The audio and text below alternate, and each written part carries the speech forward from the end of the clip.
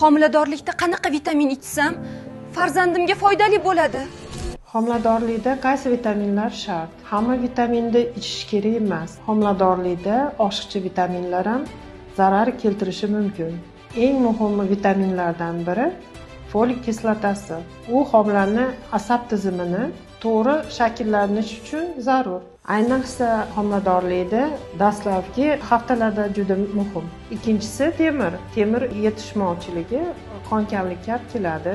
Bu esa ona holsizlikka va homilaga kislorod yetishmovchiligiga sabab bo'lishi mumkin.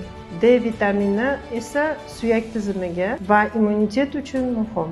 Lekin doza individual belgilanadi. Vitaminlarni o'zboshimchalik bilan ichmang. Smile Baby tug'ruqxonasida har bitta homiladorlik individual baholanadi va kerakli vitaminlar shifokor nazoratida belgilanadi. Ko'rikka yoziling yoki savollarda izohda qoldiring.